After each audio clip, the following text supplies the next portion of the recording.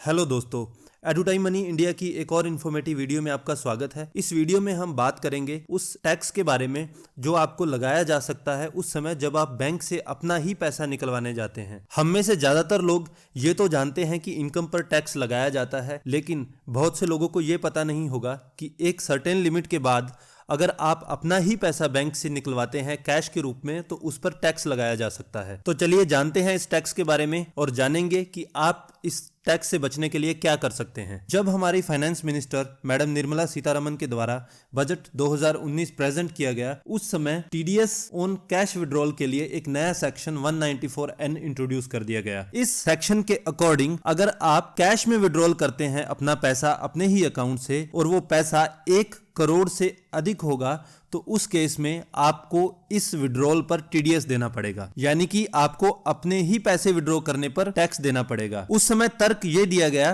कि सरकार जो है अपनी डिजिटल पेमेंट्स को प्रमोट करना चाहती है और इंडियन इकोनॉमी में डिस्करेज करना चाहती है कैश पेमेंट्स को। To discourage the practice of making business payments in cash, to discourage the practice of making business payments in cash, I propose to levy TDS, tax deduction at source, of 2% on cash withdrawal exceeding 1 crore in a year from a bank account. There are low-cost digital modes of payment such as BHIM UPI, UPI QR code, Aadhaar Pay, certain debit cards, NEFT, RTGS, etc., which can be used to promote less cash economy. और इस budget के बाद एक media briefing के दौरान जब media के द्वारा ये सवाल पूछा गया कि इस टैक्स को क्यों इंट्रोड्यूस किया गया है, तो कुछ इस तरह से जस्टिफाई किया गया सरकार के द्वारा। आप समझिए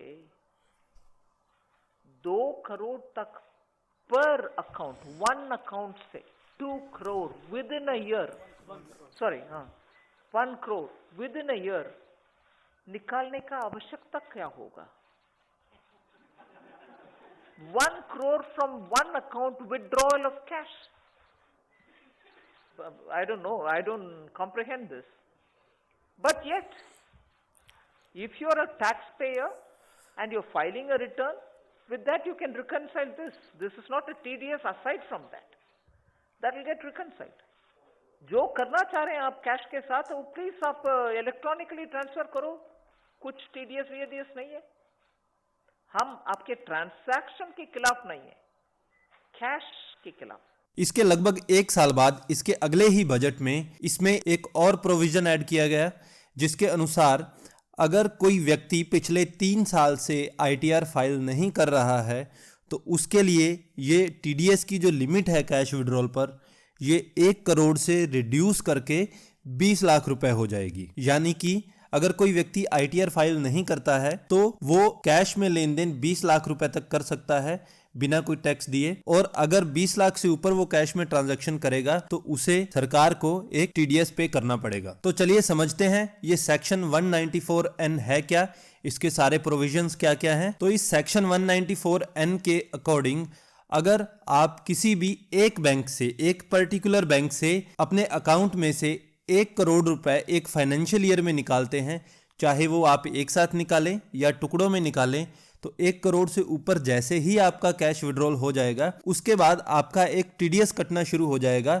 जो बैंक्स या फाइनेंशियल इंस्टीट्यूशन आपको पेमेंट करते समय खुद ही काट लेते हैं। और यहाँ इंपॉर्टेंट ये है कि ये जो 1 करोड़ वाली लिमिट है ये उन लोगों के लिए है जो अपनी आईटीआर रेगुलर फाइल कर रहे हैं और उन्होंने पिछले 3 साल में अपनी आईटीआर लगातार फाइल की है। हमने यहाँ पर एक पर्टिकुलर बैंक को हाईलाइट इसलिए किया है क्योंकि ये जो 1 करोड़ की लिमिट है ये हर बैंक के लिए अलग अलग है।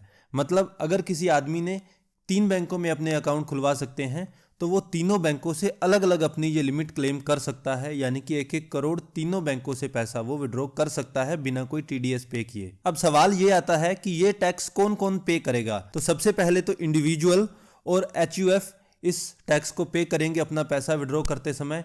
इनके अलावा कोई कंपनी, पार्टनरशिप फर्म या फिर कोई एलएलपी या कोई association of person, body of individuals, ये सब लोग जब बैंक से अपना पैसा विड्रॉ करेंगे तो उस केस में उनका टीडीएस काटा जाएगा। इसी सेक्शन में कुछ एक्सेप्शंस भी रखे गए हैं जहां ये टीडीएस नहीं काटा जाता। अगर आप पेमेंट्स करते हैं गवर्नमेंट को या फिर किसी बैंक को अगर आप पेमेंट करते हैं तो उस केस में ये टीडीएस नहीं काटा जाता। इसी तरह से कोऑपरेटिव बैंक को, पोस्ट ऑफिस को अगर आप पेमेंट करते हैं तो उस केस में भी ये टैक्स नहीं काटा जाता। इसके अलावा बिजनेस कोरेस्पोंडेंट होते हैं बैंक के, जो बैंक के बिहाफ पर आपकी ट्रांजैक्शंस करते हैं, उनके केस में भी ये टीडीएस नहीं काटा जाता। इसके अलावा वाइट लेवल एटीएम, यानी कि जो दूसरे फाइनेंशियल इंस्टीट्यूशंस, एनबीएफसी वगैरह अपने एटीएम लगाते हैं तो वो भी अपनी ट्रांजैक्शंस कैश में करते हैं।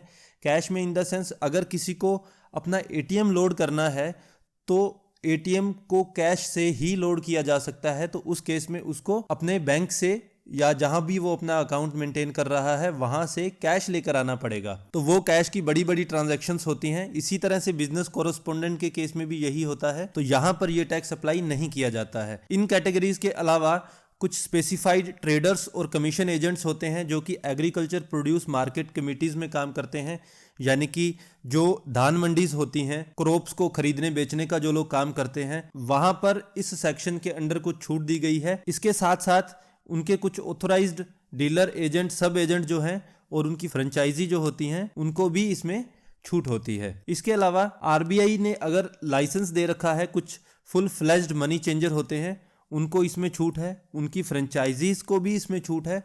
और इसके अलावा समय समय पर गवर्नमेंट नोटिफिकेशन जारी कर सकती है अगर किसी स्पेशल कैटेगरी को इसमें एग्जम्पशन देना चाहे तो। बैंकों के लिए इस टैक्स को काटने की एक थ्रेशोल्ड लिमिट होती है, तो वो लिमिट क्या होती है? तो अगर आप एक टैक्स पेयर हैं, इसमें हम पहले भी बात कर चुके हैं, अगर आपने पीछे की 3 रिटर्न्स लगातार फाइल की हैं तो आपके लिए ये लिमिट 1 करोड़ रुपए है, और अगर आपने आईटीआर फाइल नहीं की है तो उस केस में ये लिमिट 20 लाख है।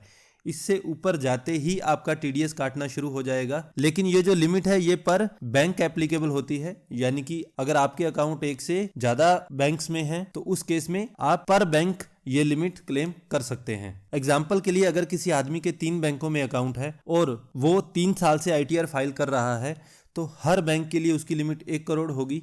तो वो 3 बैंकों में 1-1 करोड़ ट्रांजैक्शन करके 3 करोड़ कैश विड्रॉल तक अपना टीडीएस बचा सकता है। सेक्शन के जो प्रोविजंस हैं, यानी कि ये जो टीडीएस है ये 1 सितंबर 2019 से लागू होगा, लेकिन ये जो 1 करोड़ रुपए की लिमिट है ये पूरे फाइनेंशियल ईयर 19-20 के लिए चेक की जाएगी। अब बात आती है कि ये टीडीएस काटता कौन है।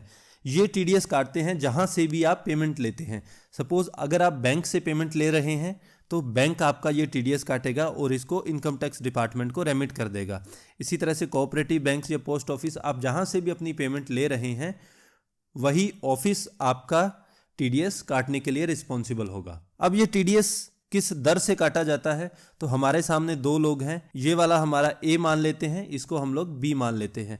अब ये जो ए है ये पिछले 3 साल से लगातार आईटीआर फाइल कर रहा है, और ये जो बी जेंटलमैन है ये अपनी आईटीआर फाइल नहीं करते हैं। तो टीडीएस किस रेट से कटेगा, आइए देखते हैं। सबसे पहले देखते हैं इस आदमी के केस में, मिस्टर ए के केस में, जो 3 साल से आईटीआर फाइल कर रहे हैं। तो इस केस में इनका टीडीएस जो है वो कटेगा 2% के हिसाब से। जैसे ही इनका कैश विड्रॉल जो है 1 करोड़ से ऊपर चला जाएगा तो उसके बाद इनका 2% टीडीएस कटना शुरू हो जाएगा। यह एग्जाम्पल के लिए बता दूं, अगर ये 1 साल में 1 करोड़ और 2 लाख रुपए कैश विड्रॉल कर रहे हैं तो उस केस में इनका जो टीडीएस है वो शुरू के 1 करोड़ रुपए पर नहीं लगेगा, इसके बाद की जो पेमेंट है उसी पर ये टीडीएस कटेगा। यानी कि 2 लाख रुपए पर इनको 2% टीडीएस देना पड़ेगा, यानी कि इस केस में इनका 4,000 रुपए टीडीएस कट जाएगा। अब मिस्टर बी की बात करें तो मिस्टर बी अपना आईटीआर फाइल नहीं कर रहे हैं, तो इस केस में इनकी लिमिट 1 करोड़ नहीं रहेगी। इस केस में इनकी लिमिट कम होकर हो जाएगी 20 लाख रुपए। यानी कि ये अगर 20 लाख से ऊपर कैश विड्रॉल करेंगे तो उस केस में बैंक इनका जो है टीडीएस काटना स्टार्ट कर देगा। अब ये टीडीएस किस दर से कटेगा, तो अगर आप आईटीआर फाइल नहीं कर रहे हैं तो टीडीएस की दर भी ज़्यादा रहेगी। तो 20 लाख से 1 करोड़ रुपए तक आपकी ये दर रहेगी 2%, और इसके ऊपर जैसे ही जाएंगे, 1 करोड़ से ऊपर जैसे ही इनका विड्रॉल पहुंचेगा तो उस केस में इनका टीडीएस कटेगा 5%। तो आप देख पा रहे होंगे आईटीआर फाइल करने के केस में आपकी लिमिट भी ज़्यादा है और टीडीएस भी लिमिटेड है, और अगर आप आईटीआर फाइल नहीं करते हैं उस केस में आपको टीडीएस ज़्यादा पे करना पड़ेगा। यहाँ पर आपको कुछ चीज़ों का ध्यान रखना है। होता क्या है, फिक्स डिपॉजिट के केस में जब आपका टीडीएस कटता है तो उस केस में अगर आपकी इनकम टैक्सेबल इनकम से कम है, यानी कि टैक्स स्लैब के अकॉर्डिंग आप उस दायरे में नहीं आते जहां पर आपको टैक्स भरना पड़े, तो उस केस में आप एक फॉर्म 15G या अगर आप सीनियर सिटीजन हैं तो 15H फॉर्म जो है वो बैंक में जमा करवा देते हैं। उस केस में बैंक आपका टीडीएस नहीं काटता। ये सुविधा यहाँ पर उपलब्ध नहीं है, यानी कि अगर आपकी इनकम टैक्सेबल नहीं है, इनकम स्लैब्स के अकॉर्डिंग आपकी इनकम इतनी ही है कि आपका टैक्स नहीं काटा जाए, तो उस केस में भी आप फॉर्म 15G और 15H बैंक में सबमिट नहीं कर सकते, यानी कि आपकी इनकम नॉन टैक्सेबल होते हुए भी आप फॉर्म 15G और 15H जो है बैंक में सबमिट नहीं कर सकते, और इस केस में आपका जो टीडीएस है वो काटा ही जाएगा। इसको वापस क्लेम करने का तरीका यही है कि अगर आपकी इनकम टैक्सेबल नहीं है तो आप अपनी आईटीआर फाइल कर सकते हैं, और आईटीआर फाइल करते समय आप ये जो आपका टीडीएस यहाँ कटा है उसको वापस क्लेम कर सकते हैं। अब दूसरी इंपॉर्टेंट चीज़ ये है कि आपकी पिछली 3 जो है वो आईटीआर फाइल हुई होनी चाहिए, लेकिन लास्ट में जो भी फाइनेंशियल ईयर निकला है उसकी आईटीआर फाइल करने की लास्ट डेट जो है वो अभी तक एक्सपायर नहीं हुई हो, सिर्फ उस केस में ही आप 1 करोड़ तक की लिमिट का फायदा उठा सकते हैं। लेकिन अगर पिछले फाइनेंशियल ईयर की आईटीआर फाइल करने की डेट निकल चुकी है, वो डेट एक्सपायर कर चुकी है और आपने अभी तक आईटीआर फाइल नहीं की है, तो उस केस में फिर वो आपकी लिमिट जो है लोअर लिमिट में चली जाएगी, यानी कि 20 लाख वाली लिमिट में आप वापस चले जाएंगे। इसके बारे में हम पहले भी बात कर चुके हैं। अगर मल्टीपल बैंक्स में आपके अकाउंट्स हैं, टीडीएस की जो लिमिट है वो बेस्ड होगी इंडिविजुअल बैंक्स के अकॉर्डिंग, ना कि कस्टमर के अकॉर्डिंग। यानी कि अगर 3 बैंक में आपका अकाउंट है, तीनों बैंकों में आप कैश विड्रॉल के लिए 1-1 करोड़ की लिमिट अवेल कर सकते हैं। अब कुछ FAQs की बात कर लेते हैं। क्या हम इस टीडीएस को वापस क्लेम कर सकते हैं? तो इसका आंसर है हाँ। हम अपनी आईटीआर फाइल करके और हम जिस भी टैक्स स्लैब में आते हैं उसके अकॉर्डिंग हमारा टीडीएस जो है वो वापस क्लेम कर सकते हैं। दूसरी चीज़, क्या ये सेक्शन 194N जो है वो एनआरआईज पर भी अप्लाई होता है? तो बिल्कुल हाँ, ये रेजिडेंट और नॉन रेजिडेंट दोनों पर अप्लाई होता है। क्या इसका कोई तरीका है कि हम ये जान पाएँ कि हमारी लिमिट क्या रहेगी, कि हमें 20 लाख से ऊपर हमें टीडीएस भरना पड़ेगा या 1 करोड़ वाली हमारी लिमिट है? इसके लिए इनकम टैक्स डिपार्टमेंट ने अपनी वेबसाइट पर एक स्पेशल फीचर ऐड किया है, जहां पर हम अपना पैन नंबर और मोबाइल नंबर डालकर ये जान सकते हैं कि हमारी लिमिट कितनी है। इसको देखते हैं कि हम कैसे चेक कर सकते हैं अपनी लिमिट। इसके लिए हम लोग जाएंगे इनकम टैक्स की वेबसाइट पर। तो आप जब इनकम टैक्स की ऑफिशियल वेबसाइट पर जाएंगे तो आप यहाँ पर लेफ्ट साइड में देख पा रहे होंगे एक मेन्यू आपको दिखाई देगा। जब आप स्क्रॉल डाउन करेंगे टीडीएस ऑन कैश विड्रॉल, तो आप इस पर क्लिक करेंगे। क्लिक करने के बाद आपके सामने जो नेक्स्ट पेज खुलेगा उस पर आपसे आपका पैन नंबर मांगा जाएगा और आपका मोबाइल नंबर मांगा जाएगा। तो हम ये दोनों फीड करते हैं। ये दोनों चीज़ें फीड करने के बाद हम लोग कंटिन्यू पर क्लिक करते हैं। इसके बाद आपके मोबाइल पर एक OTP आएगा। उस OTP को आपको यहाँ पर एंटर करना है। इसको सबमिट करने के बाद आप देख पा रहे होंगे इसमें जो टीडीएस की जो लिमिट होगी, जो रेट लगने वाली होगी, वो यहाँ पर हमें दिखा देता है। तो ये सुविधा जो है ये इनकम टैक्स डिपार्टमेंट अपनी ऑफिशियल वेबसाइट पर उपलब्ध करवा रहा है। तो आप अगर अपनी लिमिट चेक करना चाहते हैं तो इस प्रोसीजर के माध्यम से आप अपनी लिमिट चेक कर सकते हैं। तो अभी के लिए इतना ही। मिलते हैं एक और इन्फॉर्मेटिव वीडियो के साथ। अगर आपको हमारा वीडियो इन्फॉर्मेटिव लगा तो please like and share the video and subscribe the channel. Thank you so much.